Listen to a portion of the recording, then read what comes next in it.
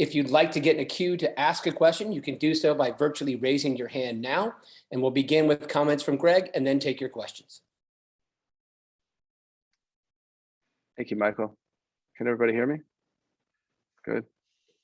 So we're excited to get this group back together as we approach this second round of World Cup qualifying. The first round was just an amazing learning experience for the entire group. When you think about how many players made their debut, and the coaching staff and the players learning together what exactly this is about. So looking at this window, looking at the roster, some things that we have to take into consideration are potential yellow card accumulation, suspensions. We have 4 guys in this current camp with yellow cards. The other thing we have to take in consideration is potential travel bans with some of our players not being able to go to Panama. And then finally, injuries, which is always part of World Cup qualifying. This camp is no exception with a couple of notable players being out. So we feel like we're in a good spot for this upcoming window. Our focus now is solely on Jamaica and preparing to win that game. Thanks, Gregg. We'll begin with Ron Blum from the Associated Press. Hi, Gregg. Thanks for doing this. What did Weston have to do and say to you to persuade you that he should be allowed back in, for one? And two, as it stands now, for the England-based players, do you just leave them behind in the U.S.? Do they continue practicing, if so, in Austin or practice in Columbus? How do you work that? So the day of departure for the team, they would move on to Columbus and get acclimated to the conditions in Columbus. So that would be the plan for them. We'd probably leave a physical coach and potentially a technical coach back with them to continue their training. Regarding Weston, and I'm glad we're addressing this right away, because when this thing happened, we stressed the importance of us having a young team, people making mistakes, and people being held accountable for their mistakes. And that's exactly what it was and what it is. I spoke to Weston. He's very forthcoming at the time. And as far as I'm concerned, this is something that's done. He's still going to be held accountable for his behavior. Everybody's going to be held accountable, but this isn't something that we hold on, guys. And that's not the type of culture we have in the group. And it won't be moving forward. So Weston's back in, and we had good conversations with him, and he's focused on helping the team win a game. Next will be Brian Strauss from Sports Illustrated. Thanks, Michael. Hey, Gregg. You ran through it in your opening comments, the yellow cards, the injuries, the Panama situation. And you also have talked about how many guys you used during the first window. So I guess for me, the slight surprise on this roster is that you didn't call in more bodies, just more guys to have, just in case there's this level of attrition, either through injury or suspension, through the travel, through these 3 difficult games. So I'm just curious how you kind of came to decide that this was the number of players you wanted. And when you look at guys like Piefacher or Conrad, who did have that experience, why you could have just as easily justified sort of bringing in some reinforcements, considering how difficult this all is. Yeah, 27 guys. I mean, in my opinion, 27 is a decent number. It's a decent group. Anytime you have to leave, 8 players off the game day roster, it's never the easiest. But I think the most important thing here, Brian, is that there were difficult decisions to make. Jordan, you highlighted Jordan Piefacher. That was certainly a difficult decision. And it was based on how we see the games playing out. It was based on the depth that we see in the striker position, and our need in these games for some verticality and some speed to get behind the back line. So other guys, that you can mention were Conrad, who came back from the camp and took some time to get back into his role in Marseille, but is still contributing there at a decent level. He was another difficult decision. You have Matt Miazga, who's playing for Alaves. They just beat Atletico Madrid. So there were James Sands, who's done a good job with us in the past, Walker Zimmerman. So, these are the really difficult decisions. And, we tried to put a roster together, a balanced roster that we feel can compete through all 3 games.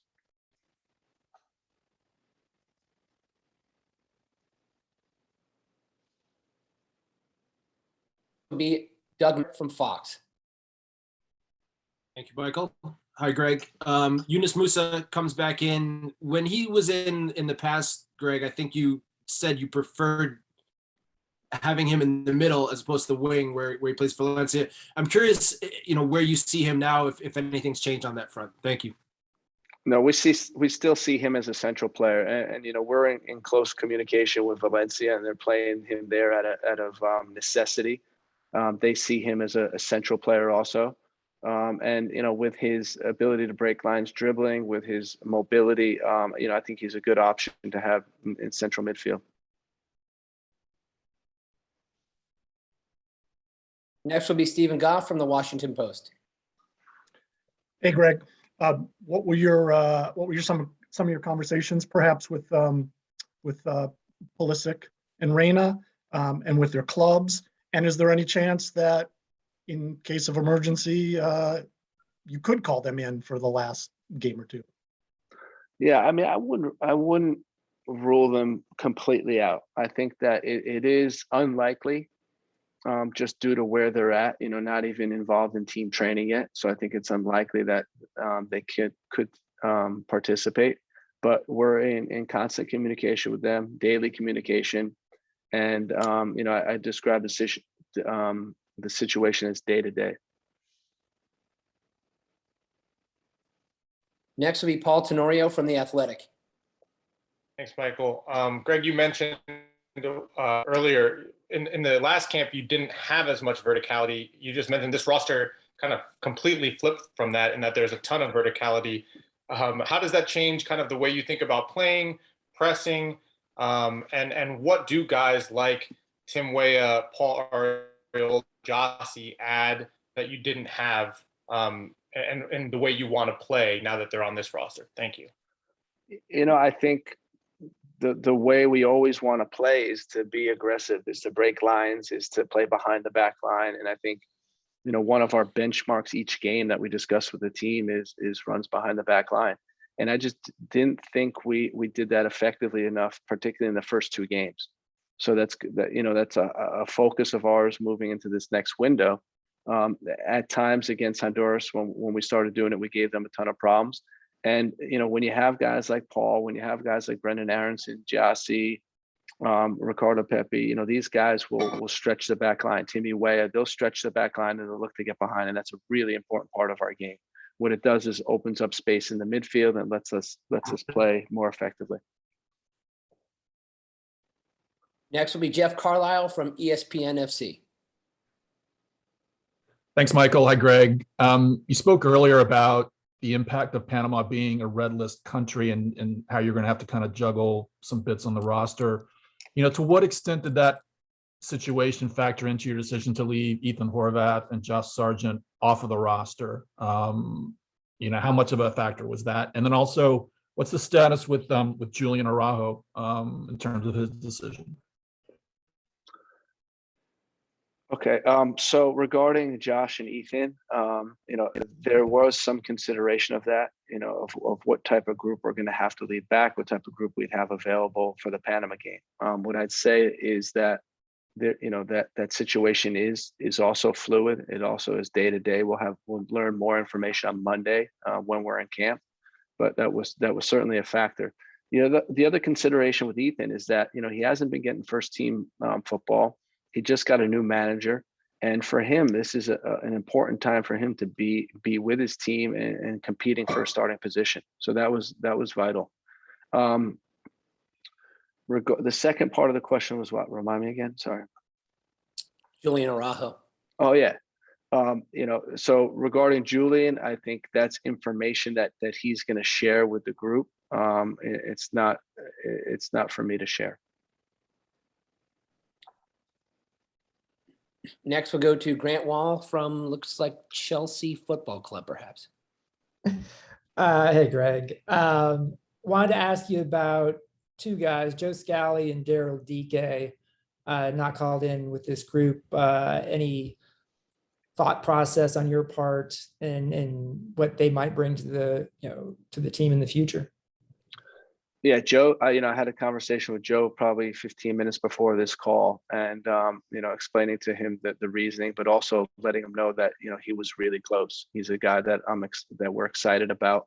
Has been playing in the Bundesliga as a wing back, sometimes a fullback, and doing a decent job. But most impressive is that his age and that he's able to compete at that level. So I think Grant, he's going to be a key contributor to what we do in the future. And what we're talking about now is somewhat guys that have been through it before. And and if you look at our fullbacks, these are guys fullbacks on the roster. These are guys that have all know what CONCACAF is about, and we thought that was important for this window. But we look forward to get Joe integrated. Regarding Daryl, again, it was difficult in the forward position. We ended up picking, I'd say, 2.5 strikers with Jassy, Ricardo, and Matthew Hoppe, who could also play in the wing position. But we feel good with these 3 guys.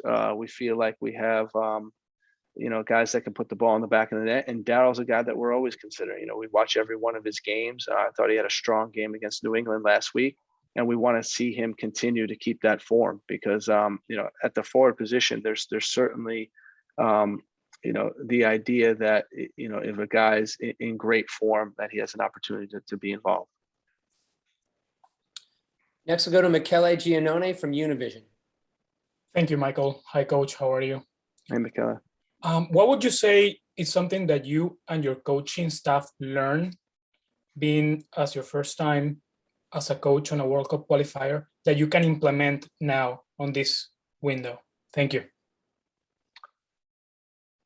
It's a good question. I mean, I think the most important thing for the coaching, right? The players learned a lot about what these environments are like, what the atmosphere is like, and what the level of desperation that the opponent brings to each game. So I think that's important. From a coaching standpoint, I think we learned about rotations and the importance of, the impact of substitutes. I think the impact of getting fresh bodies on. How we could physically wear down opponents, what these games end up looking like as the window goes on.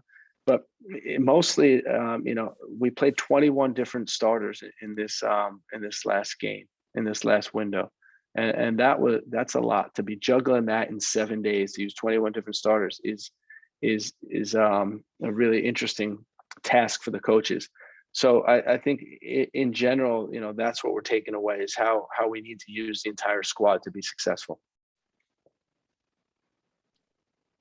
Next, we'll go to Ivis Galarcep from SBI Soccer. Greg, wanted to ask you about 2 guys, Matthew Hoppe and Tim Weah. As far as Matthew goes, you kind of touched on the positional versatility that he has. You've used him on the wing. He plays at striker a lot. He has played in his career. Where do you see being his best position, or do you kind of see him being equally kind of comparable at both spots? And as far as Weah goes, he's had some bad luck, obviously, with injuries just before he's had opportunities to come into the team, and now he's in a really good run of form. What are you seeing from him as a player? How have you kind of seen him evolve, and how important is he going to be in this window, especially with no Christian and with no Gio? So for Timmy, I like his versatility. He's another one that plays up front sometimes for his club, plays wide sometimes for his club, is a threat vertically, is a threat in transition. And he's in a good run of form right now. He got fouled for a penalty the other day. He had an assist the other day in his game, and he's doing a good job. Really like how he's been playing, and we think he's going to help us. When I'm talking about rotation, talking about depth, talking about the ability for substitutes or solutions to impact the game, he's certainly one that can do it in a couple ways, right? Either from the start or coming off the bench. Regarding Matthew, I thought he had a strong start to La Liga in terms of getting quickly integrated and getting on the field. They speak really highly of him at Mallorca, really impressed with his numbers in training, what he's been doing. So, I think he can help us again in either position. At the winger position, he gives us, I think, this goal threat, this versatility of coming inside and staying wide and going behind. So overall, we liked working with him in the Gold Cup and excited to see him again. Next, we'll go to Charles Bone from MLSsoccer.com. Hi, Greg. Two-parter from me. First, what convinced you it was time to call up Julian Green and Luca De La Torre at this time and not in previous windows? And then in regard to deep midfield, is it safe to say that playing Tyler Adams all 270 minutes is not the ideal scenario from window to window? And how do you kind of plan to approach that position in this window? Does someone have Julian on the roster that I don't have him on the roster? Can we check that? Checking.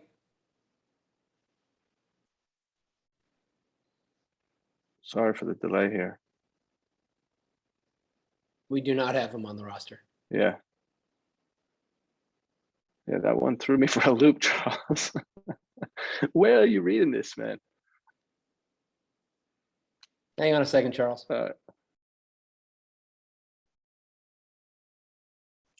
Go ahead. Sorry, that should say not on the roster. Excuse me. Oh, okay, not on the roster. And Luca's on the roster.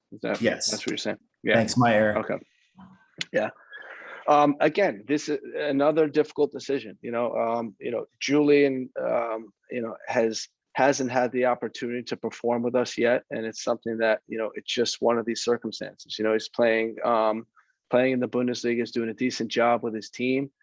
So it's just a timing issue of when to get him in. With Luca, we really like how he's performing with his team.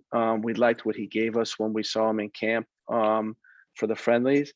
And we think he gives us, I think, this directness as a midfielder that can break lines, dribbling, is good in combination play, and again, we think he's in good form. So excited to have him in camp. We'll go to Jonathan Tannenwall from the Philadelphia Inquirer. Michael, thanks. Greg, thanks as always for the time. And listening to your answer to Steve Goff's question earlier about Christian Pulisic and Gio Reyna. Yeah. You said day-to-day, and I think the way Steve phrased the question was in case of emergency. And I guess I'd ask whether the bar is lower than that and whether the bar is in case you want to. Thanks. It's a tough one. It's really about their ability to perform and not harming them. Would I want them with the team and being able to play? Absolutely. But, again, lack of team training. Gio's been out since September 3rd. He hasn't trained with the team. That's a long time. That's a good chunk of time. And it's about building them up in a safe way to get them on the field. We're in day-to-day communication, but to be honest, it's unlikely that they're going to be able to perform. But with players like that, you want to leave the door open as long as possible. Next will be Ryan Talmadge from Goal.com. Hey, Greg, before the last window, you spoke about having guys that you wanted to see them go into their clubs and adapt, especially the guys in new clubs. And one of those guys was John Lucabusio. You wanted to see him go into Serie A and see how he handled it and adjusted. What have you kind of seen from these opening few games for him? And looking at him, he's a type of player that offers something a bit different than some of these other midfielders. How do you kind of see him fitting in with the group, and what kind of situations could you use him in? Man, I love what he's been doing. I've really been adapting well. Can see he's a super smart player. I think I commented that in the Gold Cup that, he plays like an older player. And that's what I'm seeing in Serie A as well. He doesn't look phased. He's competing, just doing a really good job adapting. Can see he's already important to the team. And, for us, we see him, being able to perform. We won't hesitate to put him in. We know we need rotations. We know we need people who can start the game and also make an impact coming off the bench. So we think he's going to be a contributor this camp. Next, we'll go to Tyler Feldman from KVUE in Austin.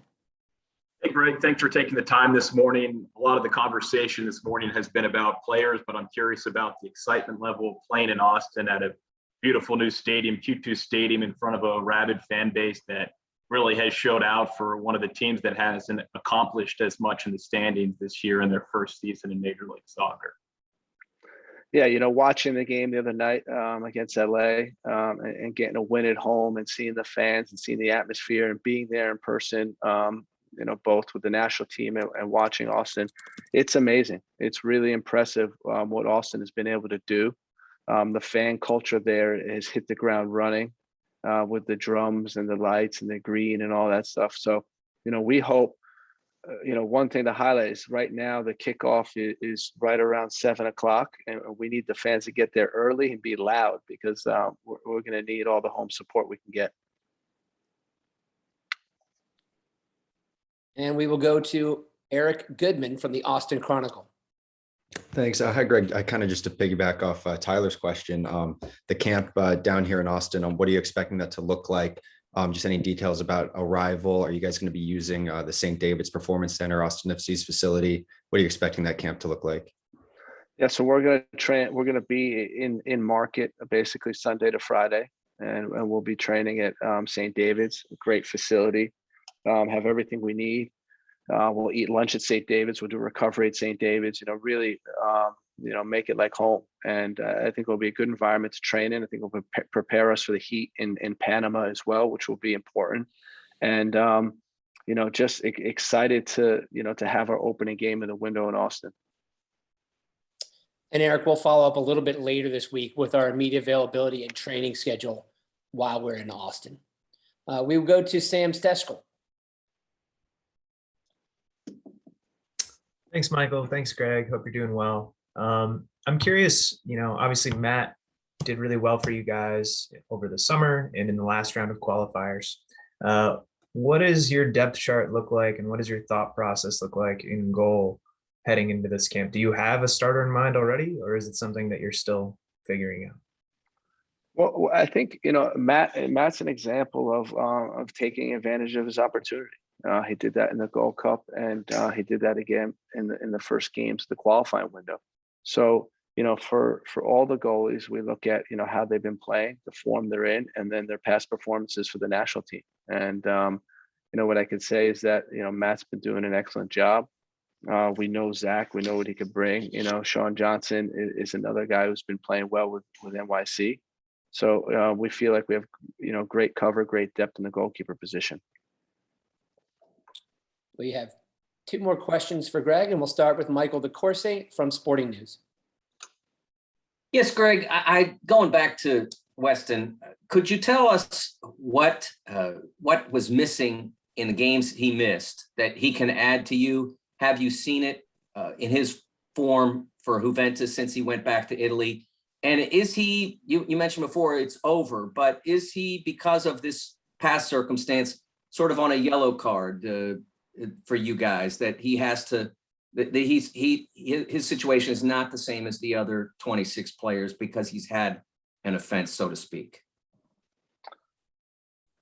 Well, like any player, you talk through it and you work through it, and the player takes responsibility. And I think there is part of it that, you move forward and you say, okay, it's a clean slate for you. But there's a certain amount of trust that Weston needs to rebuild with the group. And he's willing to do that. And I think that's the important thing. Again, like the one thing I didn't love how this whole thing got spun is just the lack of tolerance, the lack of understanding for a player's situation, for the fact that we have a young group and this group needs to learn. I think we're way too quick to condemn people and not really understand a player's perspective. And listen, his behavior was unacceptable. He took responsibility for it, and we move on. We really do move on. But will he be held accountable in the future? Absolutely. That's going to be part of it. And he understands that. The group understands that. So, we move forward. Regarding, his role on the field, Weston's a very dynamic midfielder. He covers a ton of ground. He arrives in the penalty box. He can unbalance players with the ball, dribbling, without the ball running, and defensively he's very strong. So he's a top quality player.